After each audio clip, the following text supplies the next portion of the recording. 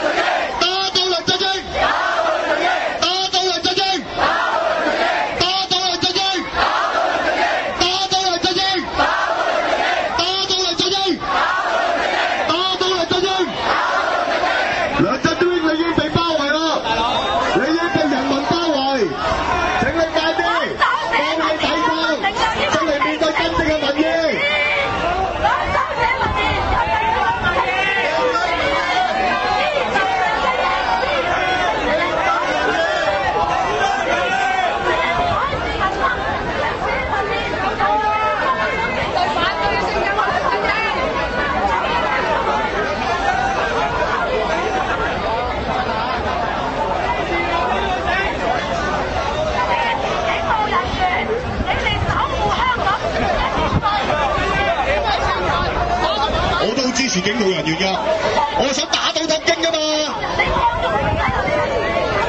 警察係最慘㗎啦，我成日都話，又要做呢個咁樣嘅曾偉雄嘅政治工具，明明佢哋入職嘅時候就為咗保護市民。冇錯，為咗香港安全，我哋唔要防暴，唔要防暴警察，唔要裝甲車，所以我哋要打倒梁振英，打倒梁振英，打倒梁振英。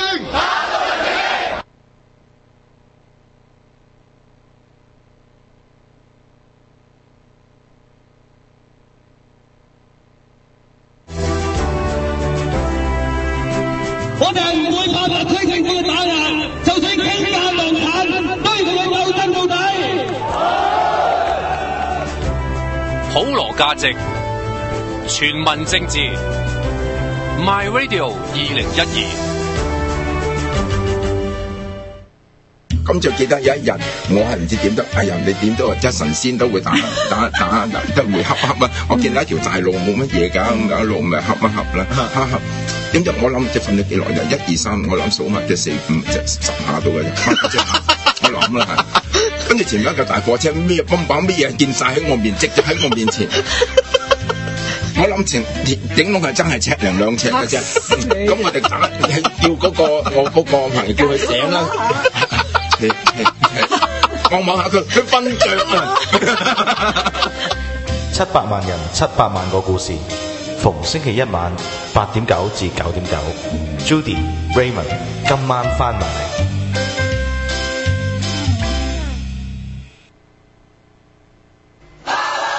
誓約扶傾，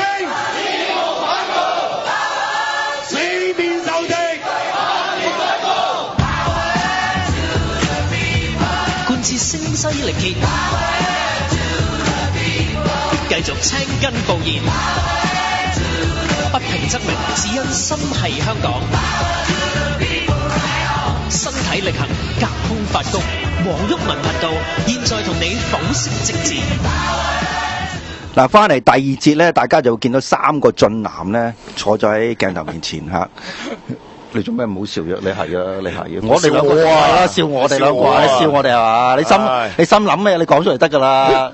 唔係，即係咪話唔係先？而家即係大家都咁有才學、咁威猛，我話你唔好講才學，而家講樣，唔係講內涵。我話俾你聽，你唔好咁囂張。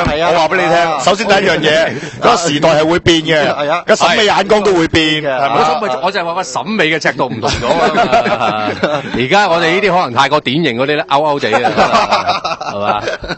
嗱，你再重俾你做節目㗎，知唔知啊？千祈唔好嗱，係咁啊，就係講佢節目嘅問題，點解會喺第二節嘅即係頭呢1分鐘出現呢？就係因為多謝台長咧，即係俾個時間我呼籲下啦嚇，就係我哋即係天下足球呢個節目 My Radio 嘅唯一一個足球節目咧，就逢星期2、4嘅8點半到10點進行嘅。咁啊，由於因為而家暫時目前禮拜2啦，咁我哋本身原有嘅節目就暫停啦嚇，咁所以就為咗咧，因為10點鐘嗰啲時段開始比較多人啲聽節目，咁啊，我哋將禮拜2晚嘅天下足球嘅節目就改為10點去到11點半嘅，即係去咗原先10點鐘。攞咗嗰個時段嚇，咁啊，即係攞咗個黃金時段㗎喎。暫時嘅啫。咩暫時啊？喂，如果少人聽就對唔住我哋喎。希望經過台長咁樣講法咧，就係希望多翻啲人聽啦，因為我哋都係102、200上落嘅啫。即係我明白嘅，即係大家因為日理萬機啊，即係有咁多嘢要做，即係去到10點鐘先。唔係，咁啊老實講，即係透透氣咁啊，聽毓民啊，唔係台長啊，咁啊老實講，你節目啊，老實講咧就睇波咧就好過睇即係政治啦，係咪咁講啊？咁啊，我都覺得係嘅。唔係，同埋你唔好擔心嗰個收聽人數，篤數好容易。係哇，咁唔夠膽講呢啲嘢啊！咁希望即係繼續咧，即係原有聽開嘅朋友8點半聽開嗰啲咧，10點鐘都可以繼續支持。即係簡單，我講一句啦。嗱，撐下文傑咧，即係等於撐我哋。冇錯，多謝嚇。咁我哋會繼續做好個節目啊！你唔讚我哋兩個靚仔咧，我哋都敢對你喎。即係以德報怨。唔係啊！我就係一開頭我唔覺得我靚仔啦，我覺得你兩位靚仔啊！即係我覺得你話唔靚仔，簡直係誣衊啊！係啊，我考慮過你旁抹黑啊，抹黑啊！呢方面咧，我自知呢方面嘅口才，我絕對同兩位冇得比拼啦。講波咧，老實講啊，真係兩位嚇一定要聽聽我哋天下足球啦，因為我一定即係我哋即係而家即係尤其暑假啦。遲啲我上嚟講埋。係球季開始之前咧，我哋特別多環節咧，希望豐富。你知唔知我識講波㗎？我知，其實你都同我哋講過㗎，台長。有冇撚嘢唔識啊，台長？乜嘢都識，你只要用一個好撚神秘嘅角度去講下，你又講翻下1734年嗰啲咁樣第一場足球賽嗰啲。唔係，我講共濟會㗎啦，係嘛 ？OK， 係啦，咁樣啦，聽晚10點鐘嘅，咁啊禮拜4係照舊8點半嘅，咁啊禮拜2就去到10點鐘嘅啫。咁如果一啲譬如話8點零鐘咁啱經過 chat room 嗰啲朋友，又可以，又或者有啲朋友提出疑問，咦8點半仲未開始嘅咧？咁啊或者知道嘅朋友可以留言。咁啊話俾大家聽啊，改咗10點啊，咁啊10點鐘繼續支持翻去天下足球。好，亦都唔該晒黃洋達兄啦。OK，好 ，thank you，台長兄咁樣嚇，thank you，多謝你哋，咁啊先行告退啦，小弟宣傳完啦，好，拜拜。講完都唔讚我哋靚仔。啊，我覺得咧，靚仔死都並唔足夠咧，即係並唔足夠，即係代表晒兩位所有嘅一切嘢。算啦，快走，死都唔講噶啦，快走，你堅持你走啊，你走骨啊我，拜，等你走先講你壞話嘛。係啊，㗎。喂，咁啊，講翻頭先嗰段片啦。講翻咩片啊？即係我去咗食煙，我冇睇。追擊呢個即係梁振英團隊做 show。唔係佢呢個就抵死㗎啦，呢個就抵死㗎啦，因為即係首先 CY 就一定好憎我啦，因為無論係佢即係呢個咁樣嘅當選前、當選後咁樣，都係周圍兜面咁樣鬧佢咁樣。我禮拜日咧。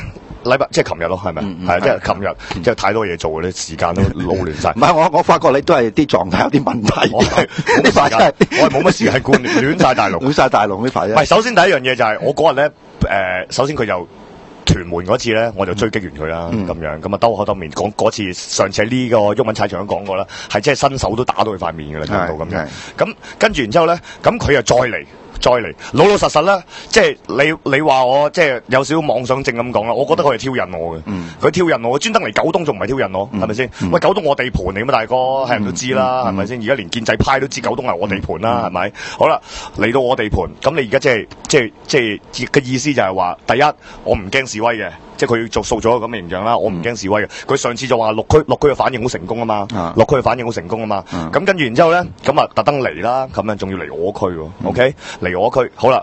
咁佢其實咧就有預備嘅，我想講。首先警力佈置咧，其實咧今次係比屯門咧係多咗好多嘅。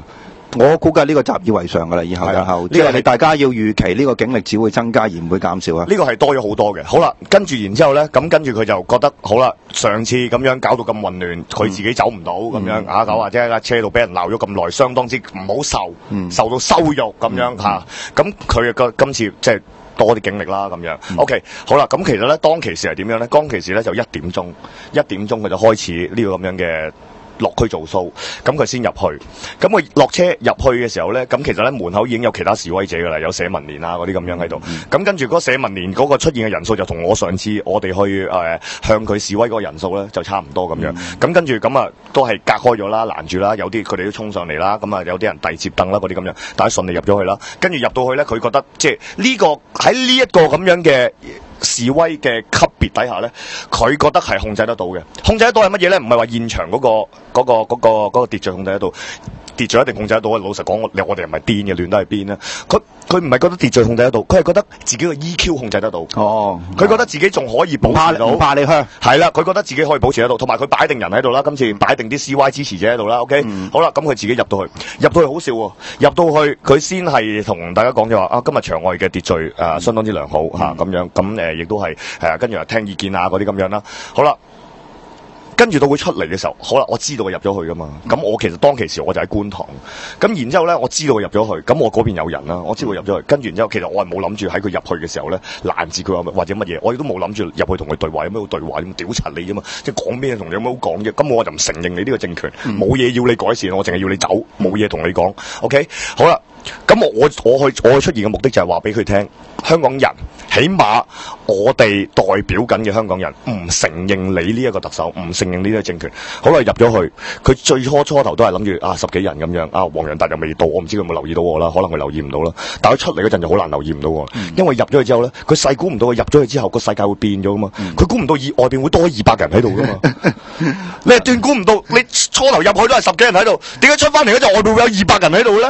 點解入咗去做，咁一定係有人同佢報告啦。咁當然當其時就開始緊張啦，起碼警方有緊張啦，調晒所有九龍東嘅警察嚟啦咁樣。OK， 咁但係喂喺嗰個環境，嗰個東頭村嚟嘅，喺嗰個東頭社區中心嗰個環境，喂你其實嗰架車真係好難走噶嘛，同埋亦都冇乜路段可以走。喂出到嚟，仲要好笑啊！出嚟嗰個場面，我唔知有冇拍到。出嚟嗰個場面，佢係喺嗰個正門度出嚟，我就喺正門對面嘅馬路就已經行咗成200幾人喺度，跟住然之後我企喺高梯上面，跟住咧佢架車咧就停喺個高梯前面，亦即係話佢要出嗰個門口正門上車，就要見到高高在上，我指住佢同佢講。哦，所以你特登拎張咁高嘅凳出嚟啊？係啊，你唔好話你見唔到我啦，笑啊，冇可能啦，我睇住你狼狽地上車㗎，我見到你黑口黑面㗎，佢一出嚟我已經同佢講 CY 又係我啊。又見到我啦，咁樣即係當然佢出到嚟係，哇！今次就真係即係嗱，但係咧，我一定要讚下我嘅手足，我哋200幾人，我哋當然要營造一個氣氛，梁振英係不受市民歡迎，無論你擺幾多嘅裝落去，你擺幾多嘅紙板妹落去做你嗰個去親民 show 啊！睇你點樣攞個摺凳出嚟坐低，攞本簿喺度唔知寫乜嘢嘅時候，你唔好以為淨係呢啲鏡頭、呢啲畫面可以塑造到你嗰種溫家寶形象。呢度唔係大陸，唔該，唔好意思，起碼成個東頭村嘅人都知道你嗰日係走得幾咁狼狽。嗱，而出咗呢個效果咧，咁而家全世界都知啦，即係全世界都知你係咁樣噶啦。好啦，個問題就係。我要讚下當日嘅手足，就係當日嘅手足係好有力量，表現得好有力量，但係與此同時又表現得好克制。要放嘅時候，大家就一齊放；當要收嘅時候，大家又一齊收，做得相當之好。呢個係同埋係大家最後係即係有輕微嘅擦傷。喂，你講呢樣嘢，我都想問你個秘密啦。即係我個人咧都幾佩服你嘅。當然，就係點解你可以喺咁短時間之內咧，你能夠聚集到咁多即係義工？因為嗱，呢啲義工咧，我而家直頭有人覺得我嗰啲人係收錢㗎啦。有啲人而家已經喺度講緊話，我嗰啲示威者係300蚊一個啦。咁啊平啲，咁啊對唔住，嗰啲唔係示威者嚟嘅，嗰啲係即係當然佢哋有示威者呢個身份啦。但係其實佢哋全部都係幫我開街站嘅。而家黃國健，你明白點解周圍都見到我啲人咧？係咪？我只不過聚集咗我少部分開街站嘅人喺度，係少部分唔係即係一部分啦，又唔係少部分。呢個太誇張。嗰度係我哋平時九龍東做工作嘅總兵力嘅大概。好嘅，呢個70%慣性嘅邏輯，見到人多一定係收錢嘅。係啊，你即係唔明白啊嘛？點解佢會有咁多人喺度咧？我都唔明喎，咁你可唔可以解釋下咧？唔係，咁當然樣係有好大關係啦，即係樣仲攞翻個樣廢開樣，呢個係好關鍵㗎啦。咁第二就係即係要多謝手足嘅支持咯，要多謝手足嘅支持。即係大家係唔係我聚集咗啲人，唔好咁講，唔係我聚集咗啲人，係個理念匯聚到啫。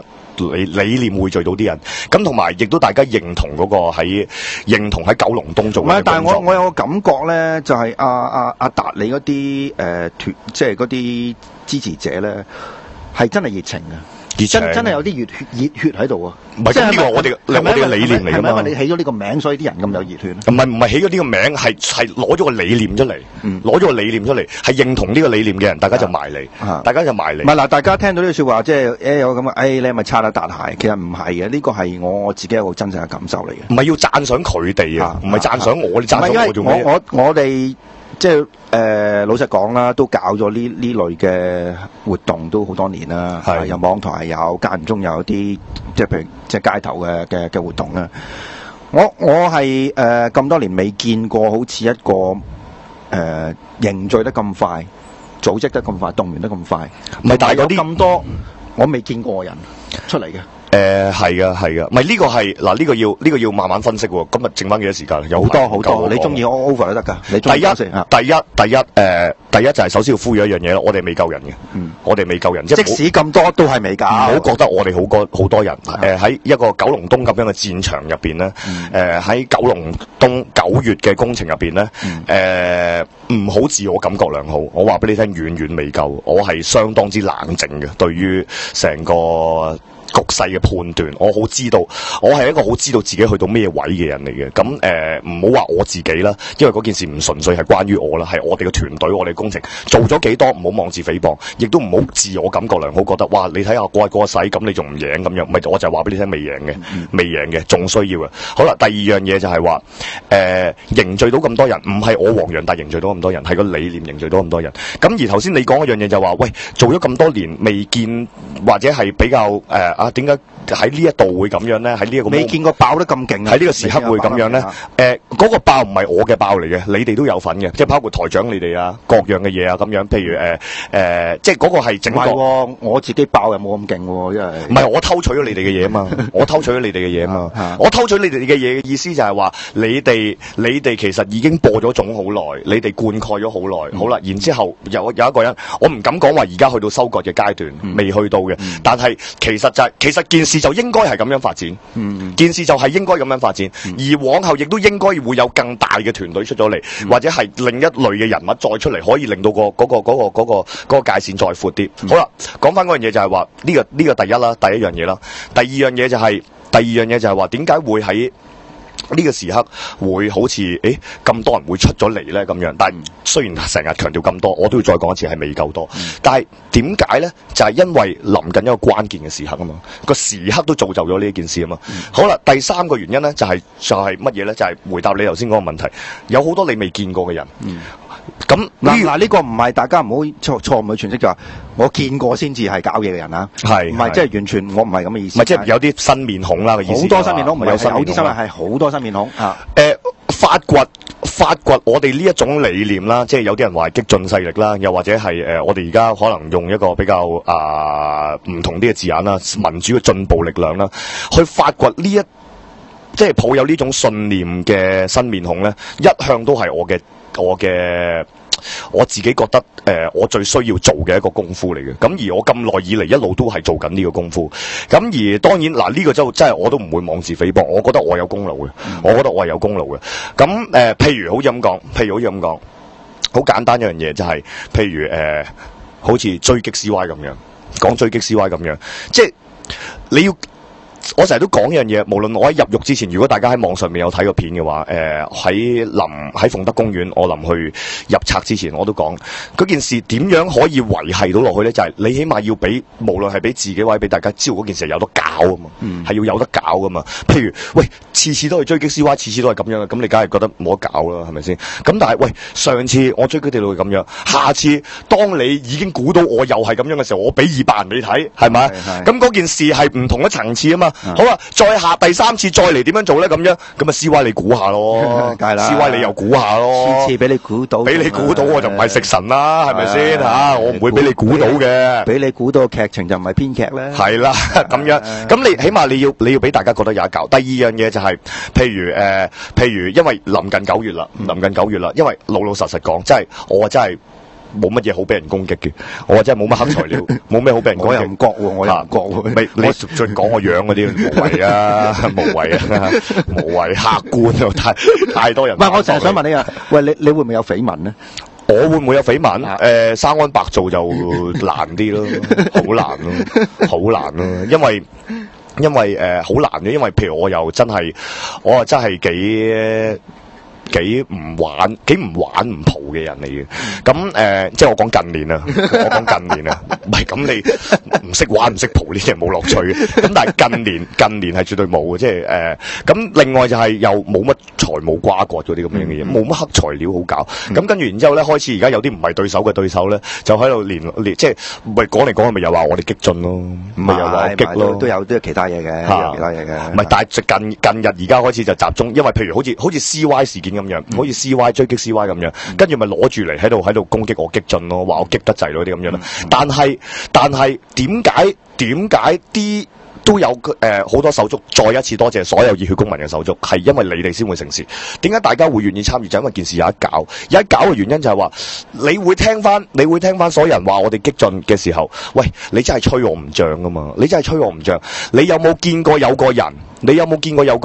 佢喺佢嘅工程個宣傳工程上面做一張單張，而嗰張單張做一個宣傳嘅小冊子，嗰個宣傳小冊子單係小冊子內容本身係會值得成為一單新聞嘅。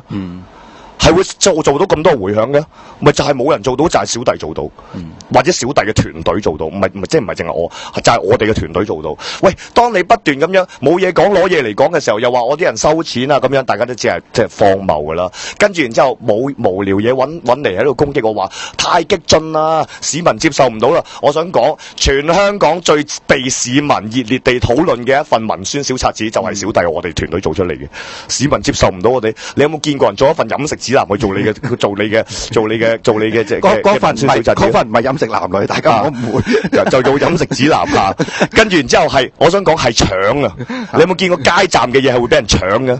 係會俾人搶嘅。你有冇見過排隊攞啊？係咪？好啦，咁嗰個係咪激進啦？嗰個當然係激進啦。用我嘅概念嚟睇，但係用你哋淺陋嘅概念嚟去睇，嗰個唔係激進嚟噶嘛？嗰個係喂，我文鬥都鬥贏你啦，我文鬥都鬥贏你幾條街啦。今日啱啱先有報紙聯絡我，你知唔知？即係我其實喺度講緊嘅就係我哋反領匯嗰份小冊子，反領匯嗰個尋找我們去尋找好味嗰一份咁樣嘅寓飲食指南於呢個咁樣嘅政綱理念宣揚小冊子之中咁樣嚇，咁大家攞咗喂啲 OL 係爭住搶嘅，你知唔知啊？一見到飲食指南咁，但係翻到去你梗係會見到我講社區啊，係咪啊？講領匯嘅維和啊嚇，講邊啲人投票俾領匯啊？我當然有。即刻覺得俾阿黃仁達屈咗嚇，唔會，但係冇問題啊，冇問題嗰樣嘢就係問題，你明明嗰樣嘢係。嗰樣嘢嘅威力就係在於乜嘢咧？就係、好啦，你就算見到你幾篇文，但係我又真係想 keep 嗰個地址啊、飲食指南介紹啊、嗰個首本名菜係乜嘢？你係會擺喺屋企噶嘛？嗰份嘢係咪先？一般而家即係周街所有嘅人都喺度派緊嗰啲工作報告啊，嗰啲咁樣悶到無倫嗰啲咁樣，嗰啲唔睇㗎啦。講翻嗰啲咩啊？幾多年啊？投咗啲乜嘢啊？幾時自己去咗邊度示威嗰啲咁樣，我唔會講呢啲啊。我唔係唔會講，但係呢個 moment，我話俾你聽，邊個最入到屋啊？邊一個係人最入到屋啊？有邊一個夠膽同我講你哋嘅文宣小冊子會比我更加入屋啊？你講出嚟你自己都唔信啦，係咪先？我係真係搶，係人唔係我遞入去啊，係佢哋搶我啲嘢。OK， 好啦，即係嗰個意思就係話答你嗰個問題就係點解會有咁多唔同嘅新面孔出嚟？第一就係件事有得搞。要去做一啲激進行動嘅時候，我俾你們可以做得更加有力量。好啦，你要話溫和，要話去唔係市民大眾佢哋唔接受呢啲形象喎，我哋需要一啲溫和啲嘅，或者係另一啲包裝嘅另類嘅入屋嘅做法。你又唔會做得夠我多，又唔會做得夠我入到屋，係咪先？喂！所以點解會有咗咁多人出咗嚟呢？有幾樣嘢，第一就係佢哋覺得件事係有得搞嘅。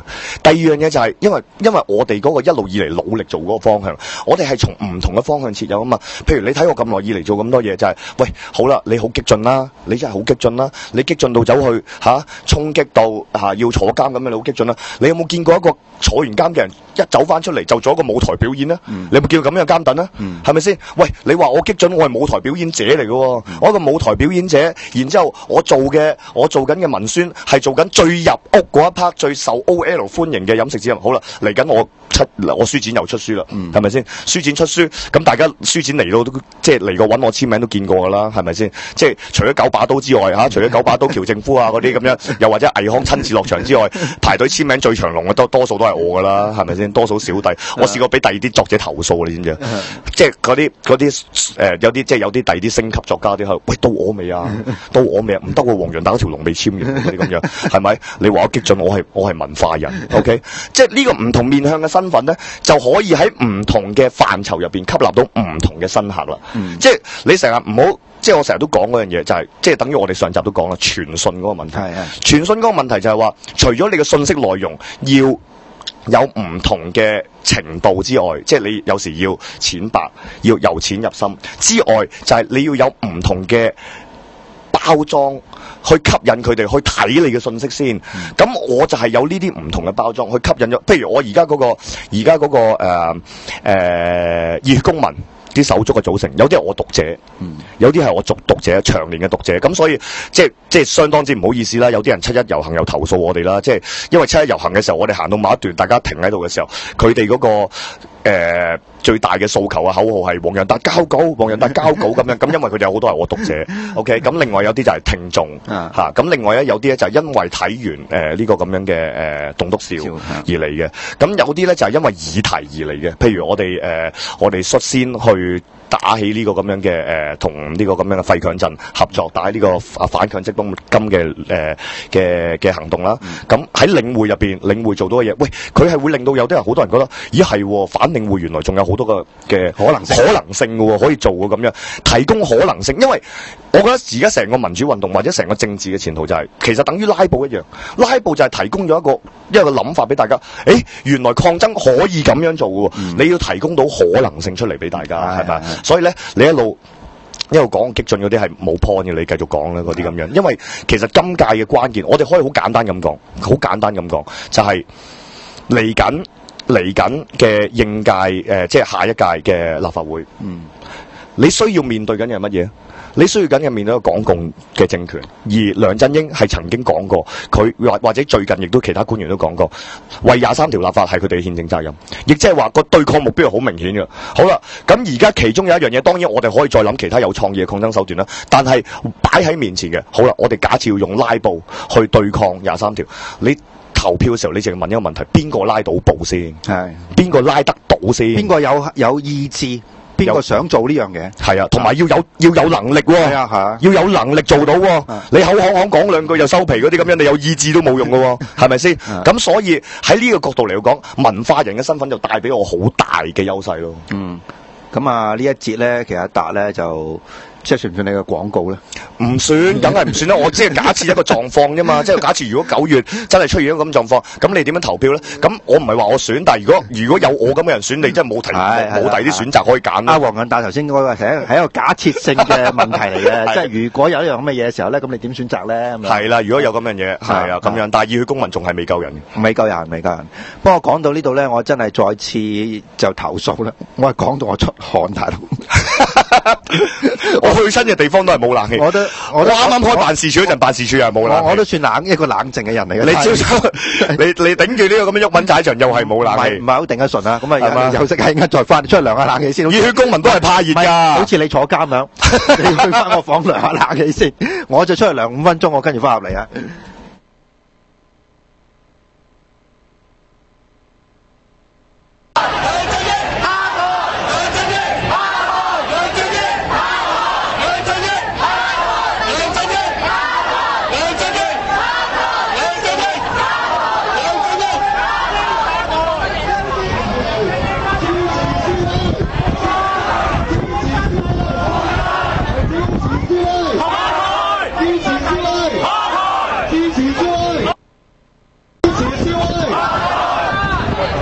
成句口號咁樣嘅，支持 CY 仆街 ，OK？ 支持 CY， 支持 CY， 支持 CY， 支持 CY， 支持 CY， 打倒梁振英，打倒梁振英，打倒梁振英，打倒梁振英，打倒梁振英。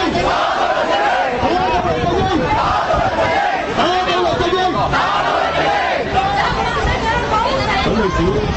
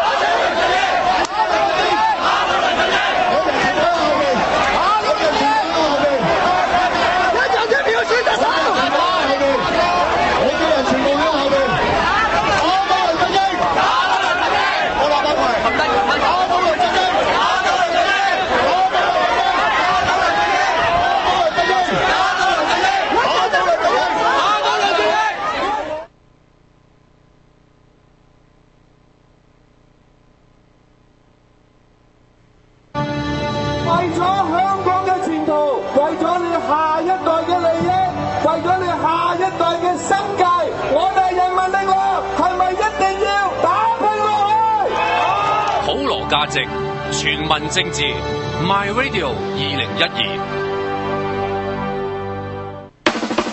即係呢個捷克嘅黑人有後防啦，助攻嗰方面咧，似乎個腦筋有啱咁上下啦。佢有埃塞俄比亞血統噶嘛，佢以前家族係跑長跑噶嘛。即係父系好勁啊！係咩父系啊？咁冇係得咩？啊！朱 Sir 4場嘅賽事啊，邊個睇呢場先？場場都睇㗎啦，我哋就真係睇走寶係咪先？逢星期2、4晚上8點半到10點，天下足球，香港人嘅足球。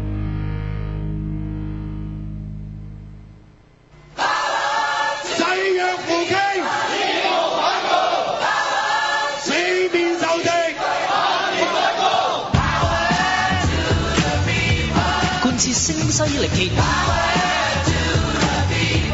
繼續青筋暴現，不平則鳴，只因心係香港。身體力行，隔空發功，黃毓民頻道現在同你剖析政治。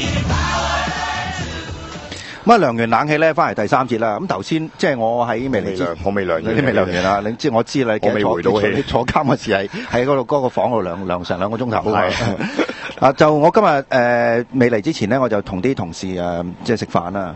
咁啊，席間有啲同事問我：喂，呢個梁振英呢檔嘢呢個新特首咧，佢未來點樣咧？咁樣，咁我就好快咧就答咗佢。我話其實咧，要睇未來呢2個月，呢2個月好關鍵嘅，因為9月咯。關鍵嘅問題咧就有幾方面嘅，但係最重要一樣嘢就係咧，如果你俾佢坐定咗，過咗呢一個被民意、被市民普遍質疑嘅呢個時期，咁佢坐定咗咧，你就唔好睇小佢會做嘅嘢，因為佢都呢個人都相當之多呢啲揦詐招數嘅，好揦詐嘅呢個，好揦詐，好多揦詐招數。咁頭先阿達你講一個最核心問題啦，就係個選舉啦。咁我覺得其實就唔止嘅，譬如話而家呢啲親民 show，頭先你睇即係休息嘅時候你睇到啦，即係佢落去一度都俾人圍，而且唔止佢俾人圍啊，就係佢嘅呢個班底，佢呢個團隊所有嘅成員出去都俾人圍，包括林鄭月娥也好，或者係齊光啦，唔係齊光咩都好啦。總之嗱，牽涉有3個方面嘅，吳克儉啦第一咧就係繼續會唔會有涉及佢嘅團隊，包括佢嘅即係問責官員同埋行政會議嘅成員，會唔會繼續有醜聞爆出嚟？一定有一定有。呢個我頭先我細包單，我2個禮拜內之後有陸續更加多嘅。其二咧就係佢呢啲親民 show，佢做嘅或者佢屬下做嘅，會唔會繼續出現好似琴日禮拜嗰個狀況？一定會，一定會。第3樣嘢頭先阿達講啦，9月嘅立法會選舉呢個關鍵。9月立法會選舉咧，其實最大嘅喺佢方面嚟講，最大嘅戰場就唔係喺直選，冇錯，而喺功能組別，冇錯啦。嗱，大家如果今日有睇部分嘅報章咧，都講到咧，有4至5位嘅功能組別嘅議員咧，都可能會被取代嘅，會起碼出現一個建制派對決嘅狀況啦。係啊，咁呢個建制派對決嘅狀況，譬如頭先我都講咗啦，即係譬如建制派傳統嚟講都分開唔同嘅線，唔同嘅線啦。咁而家而港共梁振英當選，亦都令到嗰個線路更加複雜啦。咁譬如練乙錚都有篇文啦，就講呢個咁樣嘅分析呢個林煥光點解又進又退咁樣猶豫不決。咁樣係咪因為所謂嘅一個咁樣嘅呢個行政會議嗰個咁樣嘅權力，基本上或者係佢嘅存在價值已經係完全係等係明顯失望。不過我又補充一句啦，林煥光就唔會入到去先知嘅。你話佢入去先知，原來咁大鑊，我就唔信啦，真係。唔係，但係我唔排除一個可能性，就係當佢正要入去嘅時候，有一啲喺西方嚟嘅人，即係喺西環嗰邊嚟嘅人，係同佢會面過一次，然之後嗰個就係你頭先講嗰樣嘢啦，就係試煉先至可以睇到嗰個真理。實踐是檢驗真理的唯一標準。係啦，就係經過咗一個實踐之後，以為無論係言談嘅內容啊，或者態度啊，令到佢覺得呢件事，做嚟把撚啊咁樣，即係當然林煥光未必好做咁爛口。會㗎，佢會㗎。佢都，但係佢其實佢都好撚爛口㗎，唔該晒。佢都會覺得心入邊有個 view， 做嚟把撚咩咁樣。咁於是乎就有少少搖擺啦，亦都唔排除呢個搖擺其實亦都可能係做翻俾中共睇嘅一個姿態。喂，如果你要我做呢啲咁樣嘅話，喂，唔好搞喎，我就唔會騷你㗎啦。係啦，你俾翻少少嘢我揸拿好喎，亦都有咁樣嘅可能性。OK， 嗱呢個此其一，其二就係話。其二就係話頭先講咗嗰個工聯會、民建聯嗰個外圍組織嗰個問題啦。咁其實係老實講，中共喺某啲時候對佢哋係唔信任嘅。喺某一啲關鍵嘅時刻係唔信任嘅，例如每4年一次就會忽然之間唔信任佢哋一次，亦都係會有咁樣嘅情況出現嘅。咁而唔好講啦，即係第一次嘅呢個咁樣嘅5C 14局插隊事件，亦都有人係為咗9月嘅工程嘅民望問題而忽然之間做咗啲古怪嘅舉動啦，咁樣內裏嘅實情係咩？我哋睇到9月嘅結果就知道個真相係點樣啦。好啦，喺咁樣嘅環境底下，嗱，譬如而家一啲中聯辦嘅直系人馬，或者係同傳統建制派無論係中共外圍組織又好，或者地產黨系統都好，喂，會喺呢啲咁樣嘅功能組別議席上面，喂，竟然會出現兩條隊去互相去角力啊、競爭啊咁樣，呢個當然唔會係良性競爭啦，大佬，嗰個小圈子選舉嚟噶嘛，仲有咩良性競爭啫？即係話喺指派人選上邊冇辦法做到一個一致嘅，出現咗分歧啦。咁呢個係代表啲乜嘢咧？嗱，我自己覺得一樣嘢，譬如頭先台長問一個問題就係話，喺佢嗰個管治班子，而家俗稱地獄班子啊上邊，究竟嚟緊呢1-2個禮拜或者呢2個月內，仲會唔會有陸續嘅醜聞出現呢？點解咁大膽肯定會話有呢？我哋睇翻，我有冇講錯？發展局局長係叫麥齊光啊嘛，我冇講錯個名啊嘛。麥齊光嗰個咁樣嘅交換呢個咁樣嘅租住單位然之後咧我喺用我哋嘅語言嚟講啦，基本上就等於係呢個咁樣嘅房津嚟講啦。咁好啦，再進一步擠牙膏一樣揭完再揭，仲有啲嘢，再有嘢出嚟，係啦，再有嘢出嚟就係話呢個原來你哋係咁樣互相授權可以出售對方物業，咁係咪假業主先？係咪即係咁樣？但係詐騙嘅咯，嗰個係可以拉得嘅咯咁樣。好啦，呢一個我哋要問一個問題，喺邊度嚟嘅先啲料？喺邊度嚟嘅先？點解會有呢啲料出嚟先？同埋，喂，亦都我哋譬如如果我哋咁樣去猜想啊，如果我哋假設用一個咁樣嘅角度去猜想，如果係故意喺佢上任之後先放出嚟嘅話，咁呢件事呢個行動就係針對緊梁振英你自己揀選出嚟嘅嗰個so call管治班子。唔係，實際上你咁講啦，直接講係針對梁振英㗎啦。嗱，唔係我呢個咧，我有一個我嘅解讀，我嘅解讀就係點解我覺得，首先我覺得點解會有咧？我由結論開始講起，我覺得係地產黨放出嚟嘅，係地產黨做嘅。喂，好簡單，嗰層樓係長實㗎嘛，條乸星。呢排啲逢親醜聞都同地產有關，一係僭建，係啊，一係租約，係啊，其他都冇乜，仲要係長實單位嚟嘅喎，係咪先？你諗下啦。好啦，點解我覺得係地產黨做出嚟？嗱，大家都知道，即係嗰啲選舉前嗰啲陣營分析，我就唔好花太多時間啦，自己揾翻之前啲節目聽啦，定有人講過啦，邊邊係代表共產黨，邊邊係代表地產黨。好啦，特首選舉入邊，地產黨敗陣。而去到已經係風向轉晒嘅時候，去到最後一次李嘉誠搏咪，李嘉誠都係話支持唐英年嘅。好啦，完咗啦，塵埃落定啦。當然梁振英係同李嘉誠會面過啦。咁會面嘅結果係乜嘢？會面嘅結果就係好多關於樓宇、關於梁振英管治班子嘅醜聞不斷咁陸續咁出台。喂，我而家覺得有一樣嘢就係話，係咪針對梁振英？當然係針對梁振英啦。但係嗰個針對方法係乜嘢咧？同埋點解我覺得9月嘅選舉係咁重要咧？就係因為我覺得地產黨打緊一個咩盤算咧？我覺得佢哋打緊嘅盤算唔係打倒梁振英，唔係推倒梁振英，而係要架空梁振英。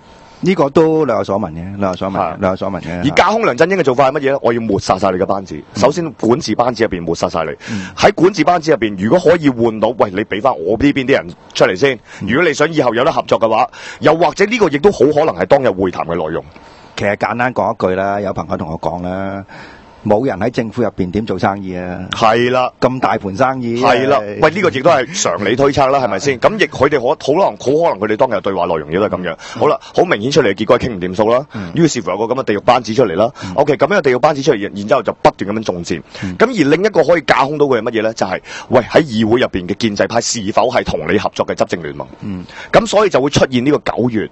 嗰個咁樣嘅喺功能組別入邊嗰個爭執同埋爭拗。不過頭先阿達講咗其中一面啦，但係其實大家要翻去再 rewind 翻啊，搞翻個鏡頭翻前邊啦，就係喺呢個醜聞之前呢，大家都會記得咧，涉及到李國寶啊或者其他人，涉及到同呢個唐英年嘅助選團重要嘅人物入邊都出現咗醜聞。係啦，呢個係雙方嘅角力嚟㗎嘛，雙方嘅角力嚟㗎，雙方嘅角力嚟㗎嘛嚇，同埋即係呢個亦都係一個導火線啦，即係呢個亦都係其實我之前做節目嘅時候，我已經講過，即係姑勿論嗰啲人抵唔抵死啦。我喺政治上面判斷，我覺得梁振英係蠢嘅，做到咁過態係一個愚蠢嘅行為嚟嘅。冇嘅，呢個其實我諗又覺得唔止佢嘅，因為咧如果話即係北京有人要出到揀梁振英咧，實際上佢哋係出咗個信號嘅。就係香港要動大手術。西環係最忌地產黨㗎啦，老即係香港要冇講西環，應該係講北京。要動一個好大嘅手術，但係個問題就係呢個手術嘅 timing，個時間掌握得正確咧，呢個就而家可以或者或者做得漂唔漂亮啦，係啦，係咪？就係或者做完都唔知嘅，係啦。你知道先，然後已經死晒啦，咁又得。咁但係咧，即係睇而家呢個現狀咧，就係即係我要講嘅就雙方嘅鬥爭咧。已經白熱化到係大家唔需要再去掩蓋嘅，唔顧顏面啊，唔顧顏面㗎啦，唔顧顏面啊。咁換言之，其實呢個係造就咗一個咧，即係香港市民爭取民主嘅一個相對良好嘅機會，大好時機。我又唔敢咁樂，我又冇你咁樂觀，我係相對良好啫，即係比呢個選舉即係特首嘅選舉前選戰前特首選戰係好嘅，即係冇嗰陣時嗰個情況。咁亦都適值咧，呢個選戰咧，亦都喺拉布戰嘅同期發生啦，咁所以我講近即係呢幾個月咧，事實上出現咗一個轉向嘅。呢個轉向咧，其實大家要去諗一諗，跟住諗喺呢兩個月未來呢兩個月點把握，點把握呢個係好重要嘅。咁但係我諗即係大家其實老實講啊，香港嘅政治局勢咧。就首先第一步梗係做好直選先啦。首先第一步就係呢個一定要做好直選先啦，因為呢個係喺你可以把握嘅範疇入邊能夠投放。唔係，但係個問題就係地方嘛，即係你講係做好直選啫，但係唔係純粹一個技術層面啊嘛。話你啲團隊點做得好啲啊，或者你點樣去揾到嗰個選舉名冊，而係話。喺今次嘅選舉入邊出唔出到個議題出嚟？係啦，即係你要話到俾大家聽，嗰個成個政治局勢係乜嘢？唔係淨係好似泛民咁樣講嚟講去嗰啲就係，我哋要求普選，撲你個街啦，靠你爭取普選。講嚟講去就係嗰啲，點樣話為唔撚知嗰啲，又係噏翻嗰啲虛無到爆嗰啲核心價值出嚟，嗰冇 point。我套用呢個民協嗰個啦。拒絕激進係又絕不保皇係啦，咁樣唔知做緊乜撚嘢咁樣。你要分析，喂，佢呢個口號完全係冇正面嘅嘢喎，即係咁你做乜嘢啫？冇，唔係呢個都呢個，喂呢個唔係最精彩㗎，呢個唔係最精彩，即係以馮檢基嘅文學嗰個文學水平嚟講，呢個唔係佢最精彩。佢最精彩就係佢之前掛喺旺角嗰個，佢話旺角嗰個有好 Q 大嘅廣告版嘅，好大過佢嘅樣，跟住然之後咧就講。咁啊，得兩句啫，我唔係好記得清楚啦。類似咧就係咧政商就勾結，咁樣咧就唔知點樣，政商勾結無法無天咁樣。咁咩意思咧？你擺咗自己好大樣喺度，寫住政商勾結無法無天，係咪講緊你咧？係咪真係同大家講嗱？呢條友啊真係政商勾結無法無天，乜撚嘢意思先得㗎？你都唔知講乜春，即係我可以話開眼界啦！呢個世界咩人都有。冇咁頭先阿達同我講嘅又好簡單，就話。你就算講咗一啲負面嘅嘢，咁你會做咩嘢咧？咁但係問題呢個係一個好即係好典型嘅例子，就話，喂，真係諗唔到點做啊嘛！唔係，所以我就係譬如我頭先嗰一節咁樣講啦，我頭先嗰一節唔係淨係講一啲我唔係淨係講緊我嘅工作報告，我係想大家知道要點樣向其他嘅，譬如你哋都會聽眾啦，你哋都會而家去呼籲其他人支持人民力量。你點解釋？點解要投俾我哋咧？點解要支持呢班候選人？點解要去支持佢哋咧？係為乜嘢？首先你話俾人聽，而家嘅政治局面發生緊咩事？而家去到乜嘢時刻？嚟緊嘅議會入邊最重要嘅嘢係乜嘢？咁好啦，譬如我頭先講嗰樣嘢，港共治港個環境23條，好啦，跟住引申咗個問題。如果假設我哋嘅武器係拉布嘅時候，乜嘢人入去可以拉到布先？係咪？咁你選翻第二啲民主黨內，你唔知做乜嘢噶？咁樣佢哋咪即係又舉牌咯？今日民主最黑咁嘅一日咯，咁樣好似停電咁樣。咁你日日都停電咁點先得㗎？咁你都要去 check 下個 feel 啊？係咪？你話俾人聽個電係邊度有問題啊？即係你一定要講到俾人哋聽，唔係淨係話支持我哋你做乜撚嘢先啦？我而家就話俾你聽，支持我去做呢啲咁嘅嘢。點解做呢啲嘢啊？因為嗰個嚟緊嘅政治局勢係咁樣。咁我覺得呢個係其中一面咯。咁而利用到頭先嗰個話地產黨同埋嗰個咁樣嘅共產黨之間嘅鬥爭咧，就係亦都要話到俾大家聽，亦都要話到俾大家聽，喺一個咁樣嘅局面底下，民主運動可以點樣借住呢個局勢去揾到出路？唔係，甚至可以咁講啦，香港市民係一個咁嘅局面係如何自處？係你唔好一定話即係民主運動。喂，而家兩範，共產黨同呢個地產黨兩大黑社會。喺度呢個晒馬，係啦，爭地盤。咁你旁邊嘅人喺茶餐廳入邊，咁你係閃啊，定係還是你諗住點保護自己咧？唔係，你首先要第一樣嘢話俾佢哋聽先，你係會中刀嘅。係啊，你係會中刀嘅，唔關你事啊。佢兩個劈唔關你事啊。係啊，你都會瀨嘢。你唔好頭先我哋聽我哋講，好似話喂點樣可以係一個相對樂觀嘅局面？我哋講緊一樣嘢，唔係話佢哋兩邊互鬥係對市民有利啊，唔係呢個意思啊。即係佢哋唔係話樂觀其成，佢哋力捧相爭點樣漁人得利，而係喺佢哋呢個咁樣嘅激烈衝突入邊咧，其實最後傷到邊個咧？最會傷到邊個啫？唔會傷到邊個㗎？有邊個會傷到佢哋失去咗個權位㗎嘛？你睇下而家唐英年咪好逍遙即係逍遙自在，係咪先？傷到嘅市民㗎嘛？佢都話：，原來早知係咁啊，唔好做特首好過啦。係啊，係㗎。咁所以我哋意思就係話，我哋要將呢個信息俾市民睇到先。而喺呢一個環境底下，邊一個可以喺呢啲風風雨雨底下去擋到刀劍先？係呢個好重要，同埋你肯擋先係嘛？咁但係頭先嗰個論述咧，其實都即係相對複雜嘅。係要去再磨下嘅，又要將佢變成生跛，要捽嘅，要磨嘅，要諗點搞啦。係啊。不過而家發展到呢個局面咧，其實你覺得嗰個即係如果要出嚟選嘅即係激進民主派咧，佢哋需唔需要調整下策略咧？唔係需要，梗係需要啦，梗係需要啦。向邊一方面調整咧？唔係首先第一樣嘢就係第一樣嘢就係你要不過呢個成日都講噶啦，就係你作為一個進步嘅民主力量，你第一步始終到而家我都係覺得做得唔好嘅，就係你點解香港需要一個進步嘅民主力量？即係喺又係講翻我哋上集嘅問題啫。喺嗰個傳訊嘅角度上面，我哋未好確切地去掌握到或者咁講啦，有好多人仲未確切地掌握得到嗰個大眾認知同埋我哋認知之間嘅差距。呢個落差好大啦，呢個落差好大。即係我哋成日講啦，即係講咗幾十年啊嘛，都講唔到俾普遍嘅市民聽點解萬惡之源就係嗰個功能組別。係啦，呢個第一樣嘢。第二樣嘢就係而家呢個特首選舉係一個小圈子選舉，我哋講好耐，但係普遍嘅市民個感覺就係，喂，呢個選舉係真係一個正常嘅選舉。係。despite the fact that 即係佢自己都選唔到，但係佢會感覺到呢個係一個正常嘅選舉嚟喎，即係冇人會質疑呢樣嘅。點解我都冇票咁？點解呢個係一個特首選舉？佢感覺唔到呢樣嘢。係啊，係啊。咁所以呢兩個咧，我諗係即係一個長期嘅所謂，即係我用我悲觀啲嘅講法，係一個死症嚟嘅。唔係，但係咧，你除咗面對呢個死症之外咧，但係而家冇時間去等你去處理㗎啦。你始終處理到又好，處理唔到都好，一定都要去做呢個咁樣嘅論述宣傳。但係第二樣嘢咧，我覺得係整個嘅進步民主力量或者激進民主派一路都冇做到嘅，忽略咗冇做嘅。除咗頭先我講嗰樣嘢，點解你要有一個進步嘅民主力量？點解要激進之外，你要話到俾人聽，你激進可以帶來什麼？係，什麼生活上的改變？係啦，你激進可以帶來到乜嘢？咁啊，翻去你嗰個領會小冊子嗰度啦。係啊，好實質嘅改變啦，就係好實質㗎。如果你真係有到即係改變到嗰個政治現實，就係你起碼領會入邊嘅個租唔會咁貴。係啊，係啊。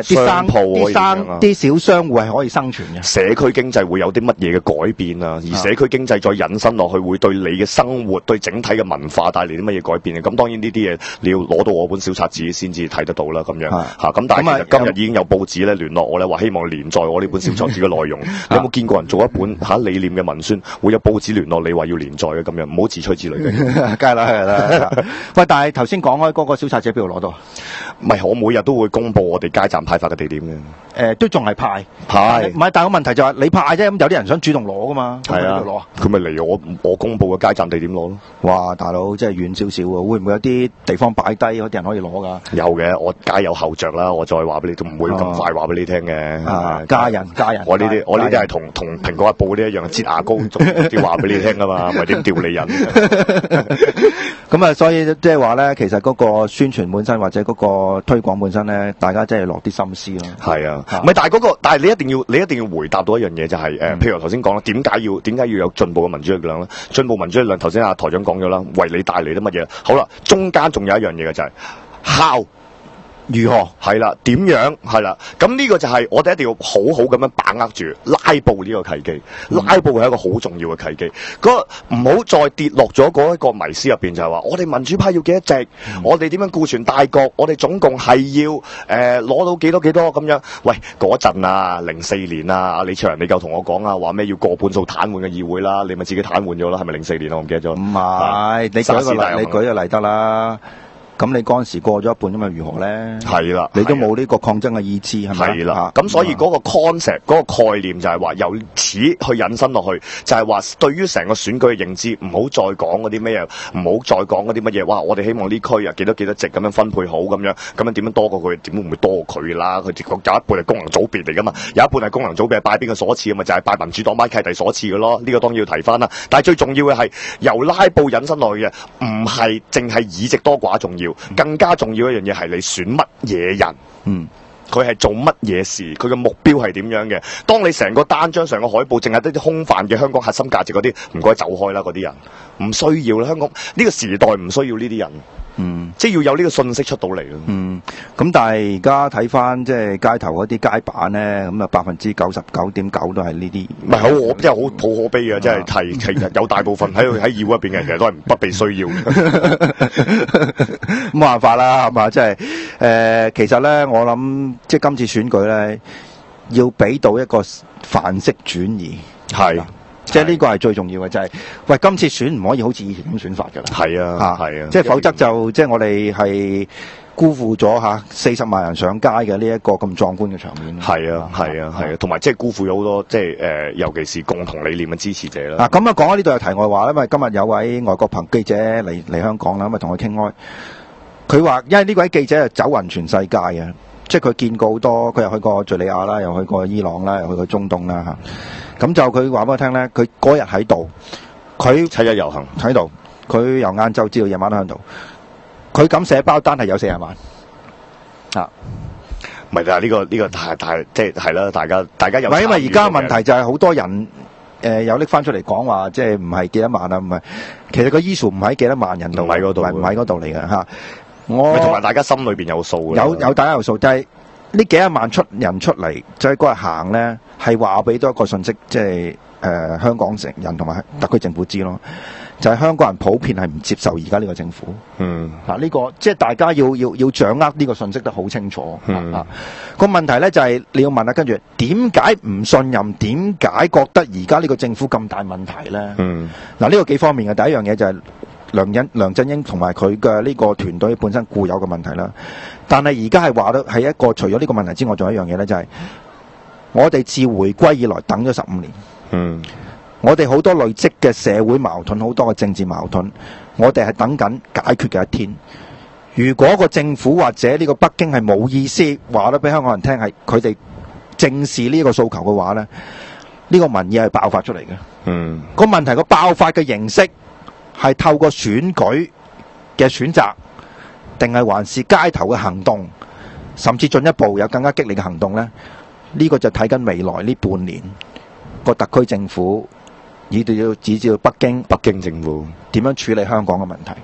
即係呢個唔係危言聳聽啊，因為而家去到一個，唔係你甚至乎可以咁講，我覺得你甚至乎可以咁講。9月嘅選舉可以話係俾一個機會，俾一個機會。宣泄咗呢一個即係舒緩咗呢個矛盾。係啊，你可以咁講啊，所以亦都可以，你都咁理解啊，你都咁理解啊。當你建制派或者即係中共港共，你哋做緊你哋嘅農耕大業嘅時候，不斷咁種植嘅時候，你都諗一諗，對你嚟講係咪着數？係啊，即係如果去到局面咧係一發不可收拾，你自己控制唔到嘅咧。係啊。到頭來你自己要食翻呢個嘗翻呢個苦果。咁我諗某個程度可能佢哋都有呢個認知嘅，因為大家唔知發唔發覺咧，胡錦濤嚟香港嘅時候咧，即係嗰個雖然呢個人咧就喜怒不形於色啦，但係睇落個面口相當之唔好睇。今次咁呢個可能係好多原因嘅，好多原因嘅。咁你又聽唔到佢同阿李嘉誠食早餐咧？係咁係啊，可能有食，不過我哋唔知啊。係啦，或者食完唔想講出嚟，唔想講出嚟。哇！即係個原因係因為啲嘢唔好食。係，如果你嗰份蛋字咁，嗰份蛋字叫做關你蛋字。係啊，冇烘底嘅屌出你咁樣，唉，係嘛？咁啊，今日都難搞啊，因為點解咧？去到呢度咧，我有少少缺氧啊。唔係，好熱，冚家鏟。即係我諗要用揾人幫手。我諗要用阿大哥話係好撚熱，好撚熱。如果你禮拜4嚟唔嚟好咧，我而家考慮緊，可唔可以笠底咧？唉，就得笠底，我咪又屌柒我，少少冷氣又捱唔住，又話我打壞後生咁樣。唔係啊，你喐真係好撚熱嘅。喂，你坐監你頂得住啊？冇辦法，真係要 say goodbye， 即係下禮拜4再見。好，禮拜4再見，拜拜。叫做歷史長河嘅，咁啊好簡單咁介紹，即係話香港立法機關嘅歷史。咁香港咧，大家都知道咧，喺1997年之前係英國殖民地，咁咧就1842年咧，即係鴉片戰爭，呢個滿清政府咧就戰敗，咁啊將香港咧就割讓咗俾呢一個英國人，係一個漁村嚟嘅啫。英國佬真係好有眼光，呢個地圖揾唔到嗰啲笪地方，咁佢打敗咗呢個滿清政府咧，竟然要求嘅就係將香港割俾佢一個小漁村。咁啊呢個1842年就簽訂南京條約。咁跟住咧就另外有一個條約，北京條約咧就將新界租借俾呢個英國人99年。咁到1997年咧就啱年期屆滿啦嚇，於是咧就第一章咧就係1843年咧香港立法機關正式成立。